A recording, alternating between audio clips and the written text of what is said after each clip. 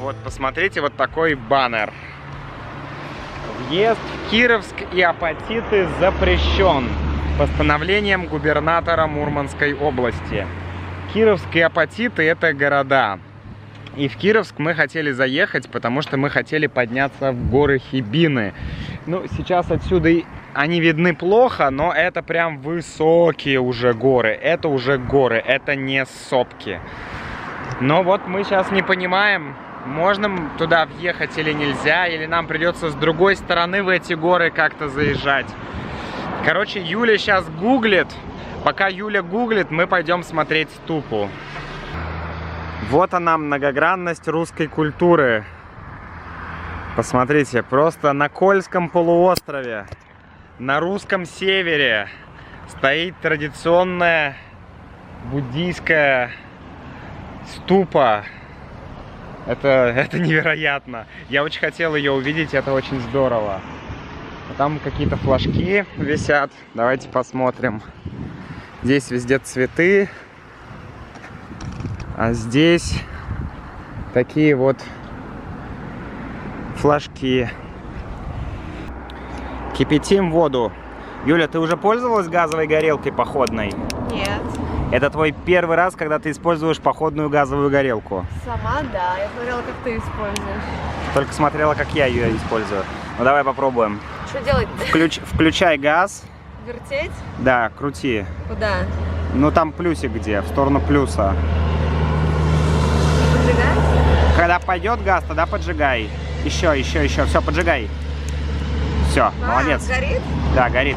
Все, теперь ставь туда. Да, ставь кастрюлю.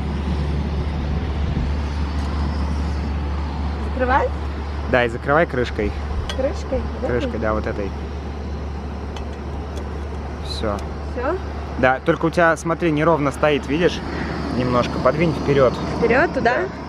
Не, наоборот. Ну, чтобы она вот ровно стояла. Посмотри вот так сверху оттуда, чтобы кастрюлька ровно стояла.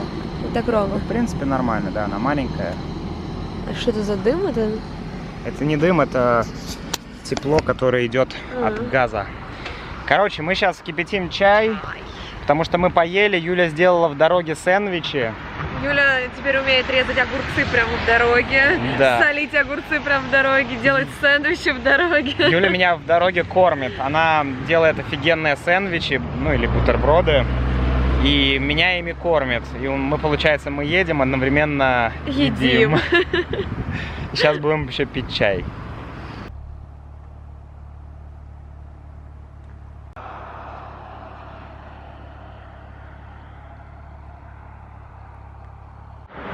Мы едем на север, но такое ощущение иногда, что едем на юг. Потому что такая местность, такие горы иногда напоминает Крым. Это удивительно. Но, конечно, вот такие места Крым вообще не напоминают. Это такой жесткий, суровый индустриальный пейзаж. Это город Мончегорск. Мы очень-очень близко к Мурманску, где-то в 100 километрах от Мурманска. Мы приехали в Мурманск.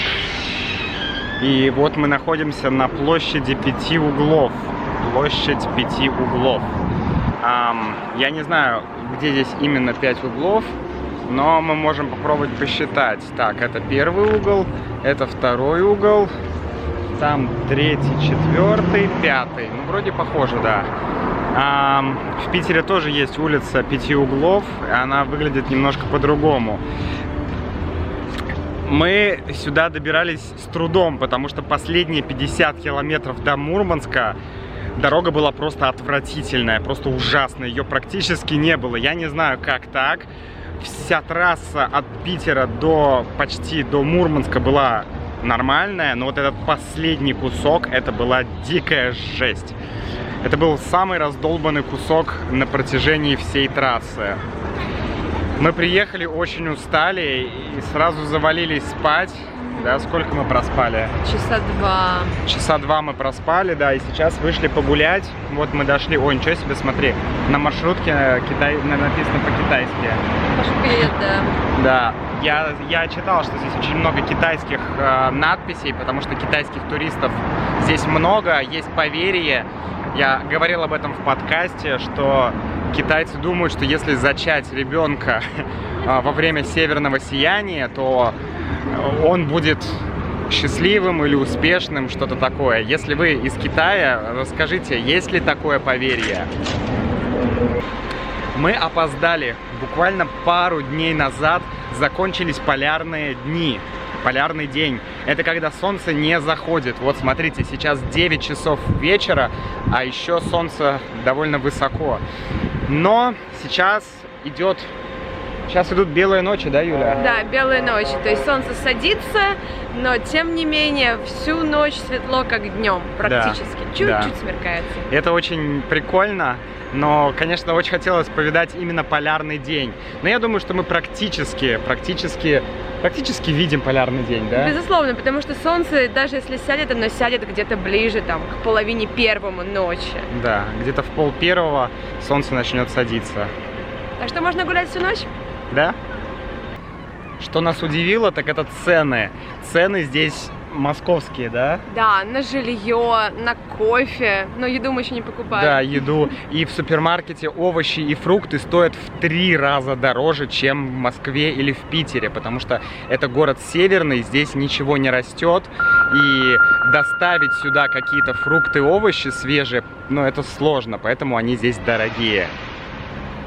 Мурманск — портовый город, и эта атмосфера чувствуется, прям чувствуется в городе. Мы сейчас в порту, и здесь находится главная достопримечательность — атомный ледокол «Ленин». Этот ледокол прошел 3 расстояния от Земли до Луны во льдах Арктики.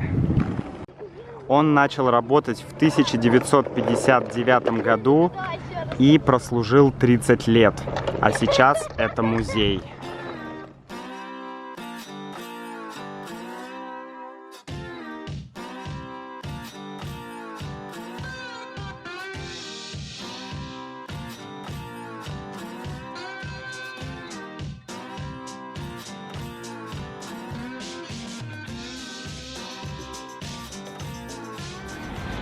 Мы сейчас на центральной улице. Это улица, конечно же, Ленина. Центральная улица Мурманска. И вы можете увидеть здесь очень красивые разноцветные дома. Они реально очень прикольные. И вообще в Мурманске очень много домов, вот таких невысоких, цветных и действительно красивых, с очень интересной архитектурой. Но беда в том, что, конечно, этот город сейчас не в самом лучшем состоянии. Я смотрел разных влогеров, которые показывали Мурманск 2 года назад, и я вижу разницу. Но, тем не менее, конечно, есть еще над чем поработать. Но я почти уверен, что этот город может стать просто изюминкой, просто жемчужиной севера. Но, конечно, над этим нужно поработать. Что ты думаешь, Юлия? Я с тобой абсолютно согласна. И, конечно, этот город, сейчас летом, он выглядит очень милым, потому что тут очень много зелени, тут цветут разные цветы, светит солнце, и поэтому он производит очень-очень приятное впечатление, но я уверена, что в перспективе он и зимой будет круто смотреться. Вот так выглядит Мурманск в 11 часов вечера. Посмотрите, там еще солнце. Солнце еще не зашло за горизонт. Здесь просто день. Посмотрите, это день. Это обычный день. Или такой начало вечера. Это потрясающе просто, да, Юль? Да, это что-то невероятное, просто вот. Почти 12 часов ночи. Посмотрите. 12 ночи. Закат. Закат в 12. Прикольно, что Мурманск расположен такими, как сказать, в несколько этажей, в несколько рядов. Вот здесь такая часть наверху, дорога. Вот там идет дорога внизу. А вот это Это Николай, святой Николай, покровитель путешественников и мореплавателей.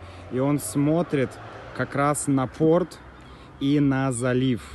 Там находится залив.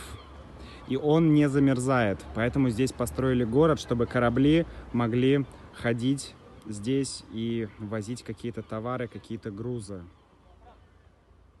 А в одну ночь нам не спалось, и мы решили прокатиться.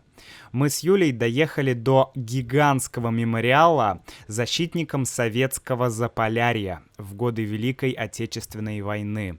Его еще называют Алеша. Этот мемориал был построен еще при Советском Союзе, и его размеры просто поражают. На следующее утро мы выдвинулись к финальной точке нашего маршрута, поселок Териберка. Но об этом в следующем влоге.